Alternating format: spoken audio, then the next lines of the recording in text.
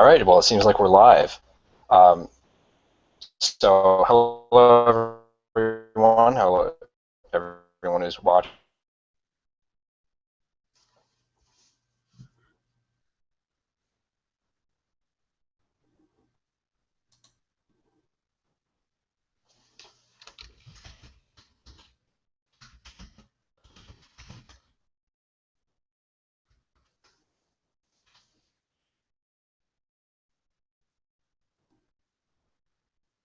Robbins. And, um, and that really started, and I think it started with a lot of people, um, by just me looking for something to do for the summer, and I guess sort of like a summer job, and being referred to by a friend to the campus coordinator program. So I just went for it, shot through the application, and I was immediately introduced to a wonderful community full of really passionate activists, and have had like a wonderful network since. Um, and as for me becoming a libertarian, that I guess was during maybe the 2010 midterm season, going into the sort of the whole Occupy Wall Street Tea Party thing. Um, and I think I sort of just got exposed to a lot of anti-establishment or unorthodox ideologies or points of view. And I think a lot of other libertarians can sympathize with this, or at least my generation.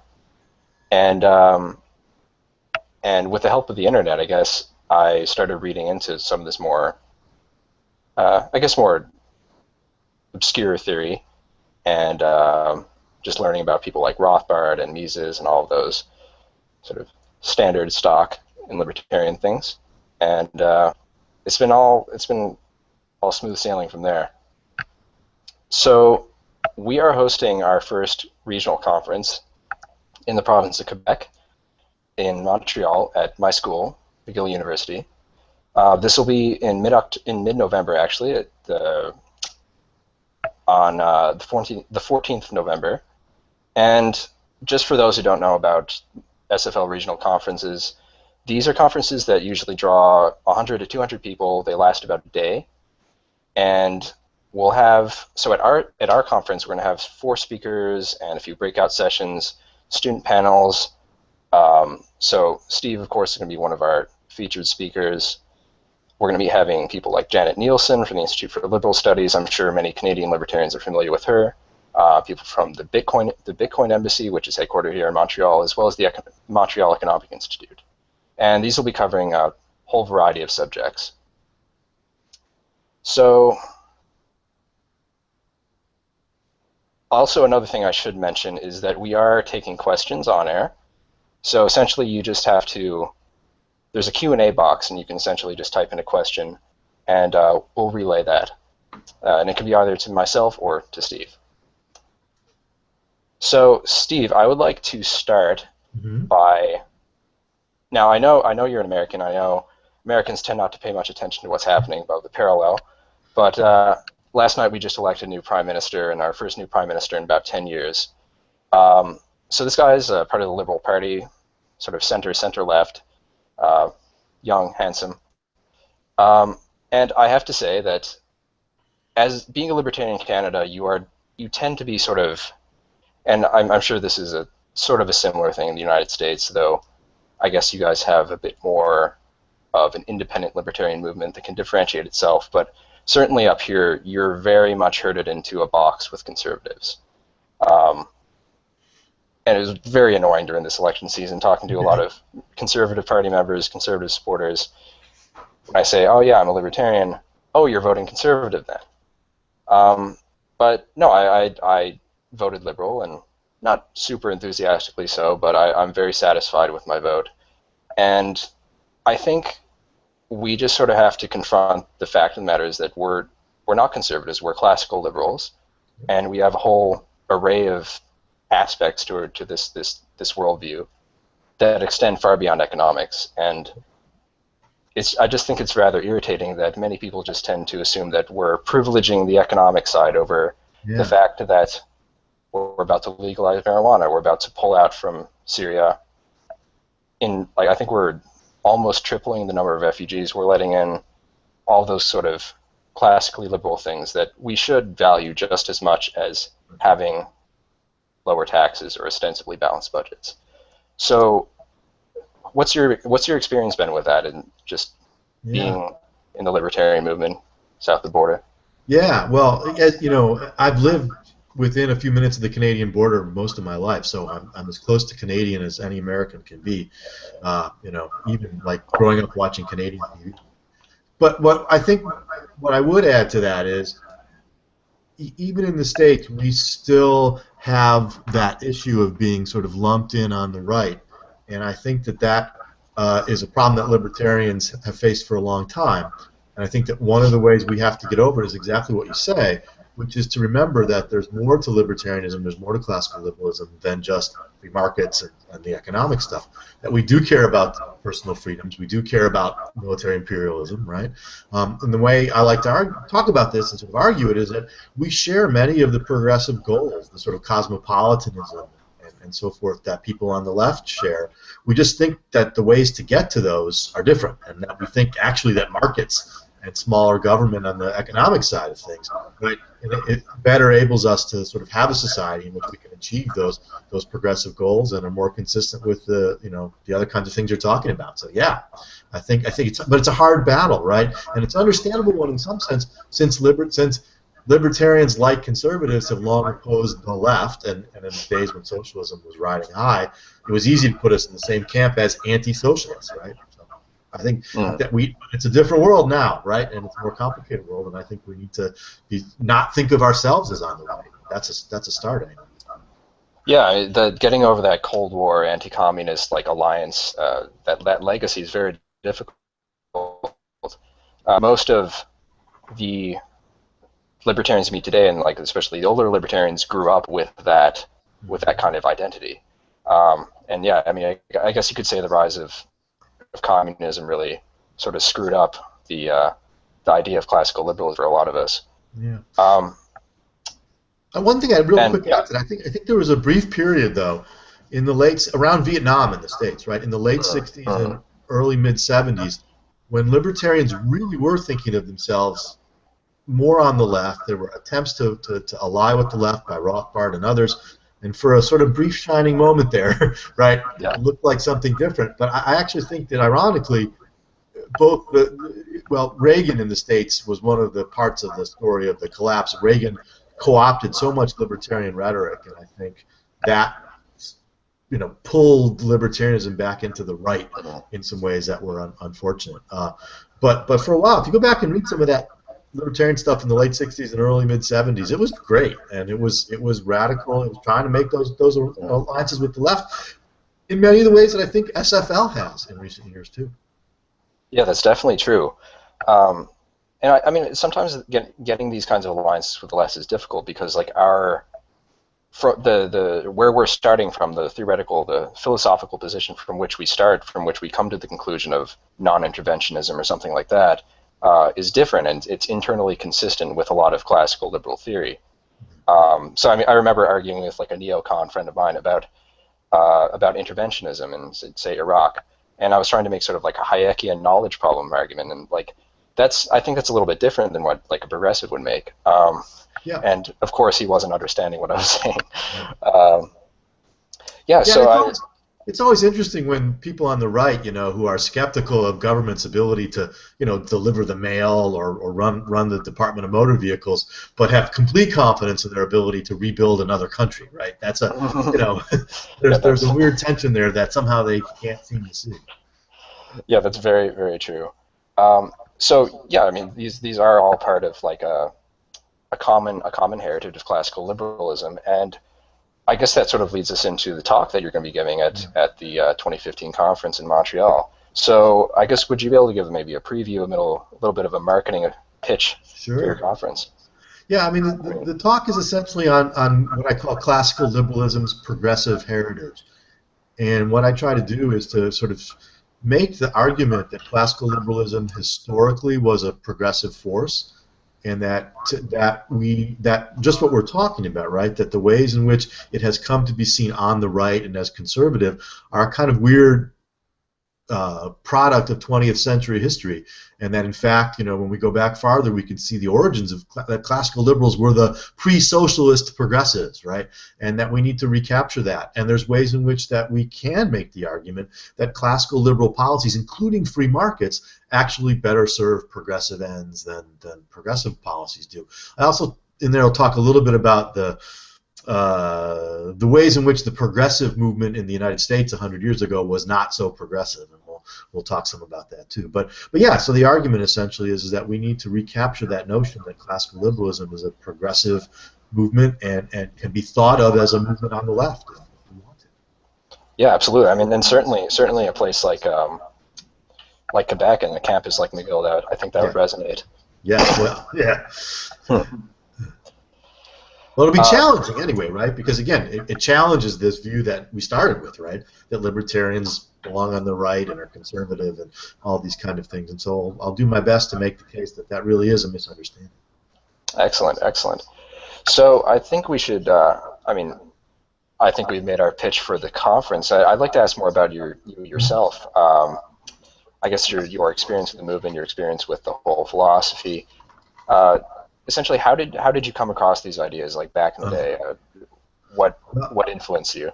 Yeah, well, those of us who've been around a long time usually have weird stories because there wasn't an internet and there wasn't. I mean, you're telling your story. It's just not possible for us to have had that. The short version for me was I became a libertarian when I was about 16, and I was in my teens, like a lot of young males, was interested in like science fiction and anybody with a weird theory, Bible prophecy, weird stuff like that. And I was also working at the public library. Don't tell anyone I was working at the public library. And this book came across, a new book called Restoring the American Dream by a guy named Robert Ringer.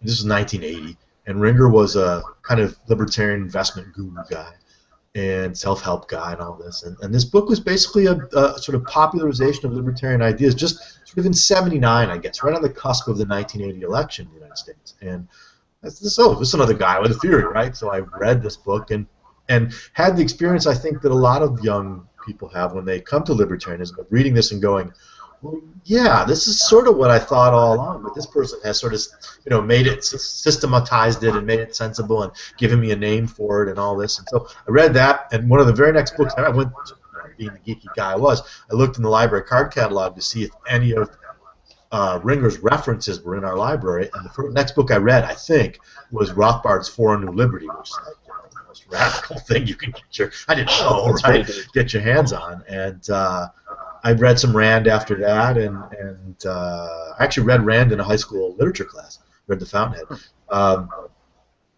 and so all that kind of came together. All this was all '79, '80, and the rest. That's a long time ago, but the rest is history. Yeah. And again, back then, right? You found libertarians, in dark alleys or somewhere, right? There was no internet to track them down. I mean, the nice thing was in 1980, of course, we had the Ed Clark campaign for president, which was arguably, maybe until Gary Johnson, the most prominent libertarian election, presidential election campaign. And he got 1 million votes, which in '80 was not terrible, but that generated some publicity. I was able to meet some people through that. And then college, and even back then, we had Students for Libertarian Society and other college groups, and were not as strong and sophisticated as, and they did not have as many women in them as SFL does, but they were still out there too. Yeah, that's great. I mean, I think that to some extent, there's a little bit of a parallel still with, I guess, young people having some catalyst, some sort of like for you, I guess it was like working at the library with science fiction, all that, and I think there's sort of like a weird, like there has to be some weird element that gets you interested in what is considered like a weird ideology. Yeah. So yeah, I mean that's really interesting. So I mean, since then, what do you think has been maybe the most memorable moment or weirdest moment, or I don't know, something along those lines? I'll tell you two. I did a talk a couple years ago in Bratislava, Slovakia, which would have been behind the Iron Curtain when I first became a libertarian, to 400 people, and that was sort of thinking, talking libertarianism to 400 people on the other side, what was once the Iron Curtain, that was special. And I think actually for me, the other part is the TV doing Stossel show and Judge Napolitano show. That's a weird. I didn't that's not, if you'd asked me, you're going to be on national cable at some point, I wouldn't have said that was going to happen. So that was it's a sign. It's a sign of how far the movement's come, and that we have these opportunities that no one could have dreamed of, I think, 30, 35 years ago. Yeah, that's actually kind of interesting. I'm looking at the regional conference numbers for basically around the world right now, and something I've noticed about North America is they're very small. Now, I mean, we have a pretty dispersed population, but if you're looking at Ecuador, it's 447. Yeah. East Africa is in Kenya, 1,000. So, I mean, like, what I'm finding really interesting, really shocking is how much these things resonate. Yeah. I'd expect. And one thing I'd add to that is, for me, going to ISFLC is an amazing experience too. Just to see 2,000 libertarians from across the world, in one place like that, young libertarians, and sort of remembering we could count them on a couple of hands when I was that age. And weird experiences for me are sort of walking through the lobby there somewhere, and like people know who I am, right? And you can see people kind of going, oh, is that? And that I'm not, that's, again, like doing the TV, that's really strange for me. And that's, but again, we've created this whole world, right, in which social media, God love it, has been huge for this, right? And the way that SFL and others have leveraged that to create a real community and network for young libertarians is amazing, and I think you guys should never take that for granted, because it's an amazing accomplishment. No, I have to agree. Even myself, as being part of the generation, it's pretty crazy. A few more things before we wrap up. We are going to have, I mean, the purpose of a conference is to network and meet people. What are some, what are you into? I mean, what are you into, music-wise? I know you're a huge Rush fan. Yeah, I mean, yes. What in your personal life? Well, I recently read, and now it's out as a movie, of course, is The Martian. If you want to think about books, if you're looking for a book to read, everyone should go read The Martian, because it's fantastic. I haven't seen the movie yet, and it's one of those things where it seems like the movie has lived up to the book, but I'm prepared to be disappointed. So that's And the other thing, I recently started watching on Netflix or Amazon or whatever, the Battlestar Galactica, the reboot of the Battlestar Galactica from about 10, 15 years ago. That's really terrific, and it's a nice little show, and with some good, interesting sort of libertarian themes in it, and interesting economics of the show too. So that's another, what am I doing kind of thing. That's certainly one of the things that I'm interested in. But for me right now, it's a kind of quiet period. My book's finished, and I don't have a big project like in my lap or hanging over my head. So for right now, I'm watching my Red Wings, listening to my Rush, and enjoying life. That's excellent. That's actually, speaking of your book. So is the number of copies going to go out for that, or are you finding a new publisher, or is that just going to stay as it is for now? Well, it'll for now. It's out, right? The Hayek's Modern Family book is out. You can get it at Amazon or at Palgrave. It's expensive, and my hope is that it's just been out for a few weeks now. But after a few months, if the sales continue to be good, I'll try to put the pressure on Palgrave to release a paperback and see if we can bring the price down. Nice. But yeah, in the meantime though, it's out there, and have your library order it if you're a college student. That's a good way to help that process along. Excellent. Yeah, I'm very much looking forward to reading it. So I think that's about it for me in terms of questions, and so I think we should probably wrap it up. Sure. All right, excellent. Thank you for talking with us, and we'll see you in November. Yeah, I'm looking forward to it. I always love coming up to Montreal, and I always love doing Students for Liberty. I should tell anyone who's watching, I'm going to be at the Atlanta one this weekend, along with my good buddy Jeff Tucker and some other fine folks. So if anyone's watching who's thinking about going to Atlanta, you should go. I'm doing a totally different talk there, so come on out. All right, good evening.